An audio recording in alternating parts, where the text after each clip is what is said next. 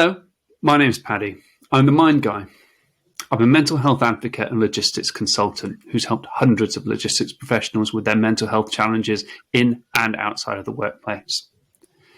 April's Stress Awareness Month, and so I'm trying to speak to professionals from across the industry to find out what they've got to say on the matter and understand their take on it. Today, I'm joined by David Cowell. He's the Business Development Manager for Kestronics. They're a company that provide POS, RFID and self-service technology to the retail and logistics sector. Afternoon, David. How are you? I'm very well, Paddy. Thank you very much for having me on. Thanks for coming. It's a pleasure. So we'll dive straight in. And my first question to you is, can you just tell us a little bit more about your time in the industry? Yeah, I've been in the industry now for around about 10 years and came in from a completely different background to IT and technology. I was previously telecoms. But in the time that I've worked in this industry, I've learned a great deal across many different verticals, from retail to logistics, T&L, and had many good days, but I've also had equally as many bad days, I would say. So, yeah, that makes sense. We all have the kind of up and down. They're definitely the days that you sort of feel like, what on earth am I doing here? yeah. It's mostly Mondays. Yeah, I can sympathise with that. At some point after about 4:30 on a Friday. Yeah. Okay, so in your role, kind of obviously developing and selling essentially the technology, what do you find stressful? It's a multifaceted answer. There are so many layers of stress. I mean, to give you an example, it's working, building, trying to get deals over the line, the stress and the worry of will it, won't it, because you are obviously only as good as your last sale. To the point of, yes, you've got that order, but then the stress is relieved, but then it starts again and starts to build in the sense of, right, I've now got to deliver said solution for the client. And that comes with its own set of stresses. Will I be able to get the stock on time? Am I managing all the different suppliers? Trying to bring all that together. And it can build up to a point where you are quite stressed, but in a sense of there's a good stress, but there's also the bad stress. But yeah, that would be probably the crux of the everyday job stresses that we suffer and we go through. Yeah, I imagine you've got quite a lot of relationships in your line of work and a lot of sort of expectation management.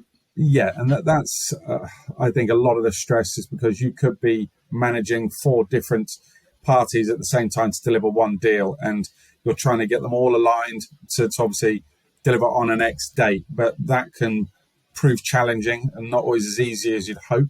And again, sometimes it goes wrong. And when it does, you then are starting to get outside influences which bring you stress, such as the client who's screaming at you, well, why hasn't this been delivered? And they don't accept that if you say to them, well, it's not my fault. That's not you can't do that. You have to try and manage that yourself.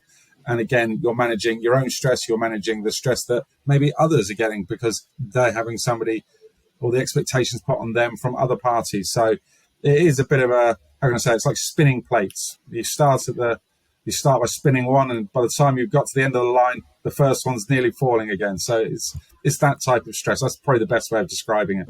Yeah, I mean, I can kind of tell by the sort of look on your face that you sort of enjoy that a little bit. Yes, there is an element of enjoy. I'm not going to lie.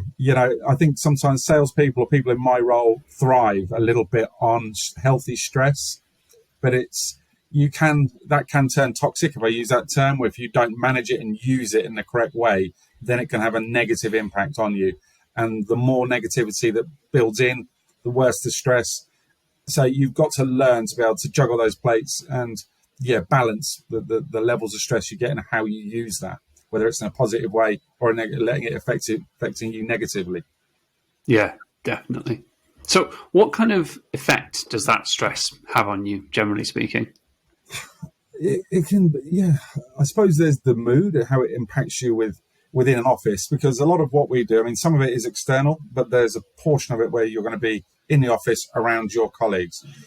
If you're letting stress get the better of you, then it can sort of manifest itself in the way you interact with your colleagues, the way you speak down the phone, the way that you talk to your customers, even down to writing an email. So you have to be very, very aware of that. And I tend to, if I feel that stress is maybe getting the better of me, I'll take a step back. And this isn't something that I've learned just on the first week in the job. It's taken years. And I'd say that to anybody, that you're not going to be the perfect version of yourself from day one. You're never going to be. But it's learning as you go. And I've learned over the years when to take a step back, when to keep my mouth closed, when to not write an email, or when, I've been in a situation where I've been stressed and someone sent me another email which has added to that stress. And instantly I've gone to write that email. And all that's going to happen when I do that is I'm going to send back animosity to the person I'm sending the mail to, or the recipient.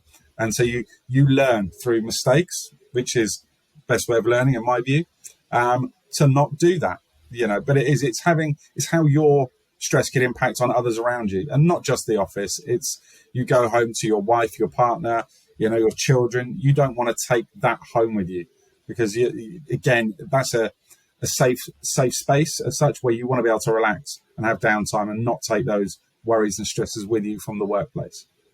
Yeah, definitely.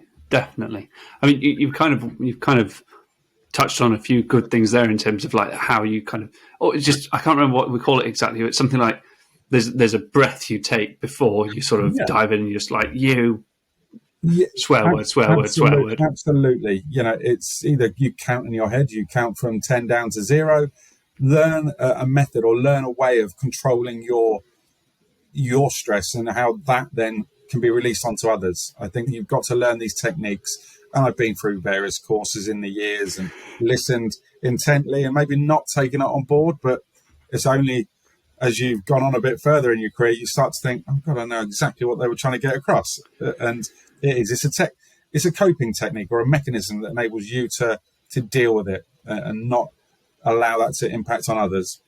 Yeah, I think there's definitely a certain amount, just thinking what you said there about having been on courses in the past, there's a certain amount of, I just got my mum a Mother's Day card, and on the front of it, it said, "Do you know what, Mum? You were right about everything." And it's exactly, it's exactly like that. It's so frustrating. It is. I mean, I've sat in courses, and I'm 48 over the years. Been in business since I was 20, and I've sat on numerous courses and numerous people telling me about these different things. And at the time, the younger version of you would probably dismiss a bit of it, and you're not taking it on board. It's a tick box exercise for you. But as you move through your career, these things sort of repeat themselves and come back, and you start to understand. And it's only then that the learning really does sink in. Yeah, definitely. So, very much last but not least, what's your top tip for someone on a similar journey to you? Oh, I mean, could I be a bit broader and say to somebody coming into the industry? Yeah. I think my top tip would be to always take a step back, consider what your actions and what you might say, how that would impact on others, because, you can cause a lot more damage by jumping straight in, being a bit of a bull in a china shop than you can by taking a step back. And you can't sometimes repair that damage. Always be mindful. Just take a deep breath before you sort of wade in. And I think that's a top tip that would serve most people good in any industry when it comes to stress, when it comes to feeling challenged or having a sense of anxiety. So definitely. David, thank you so much for taking the time to talk to me. I really appreciate it. No problem. Absolute pleasure. Brilliant. And to the listeners, thank you so much for listening, and I will speak to you all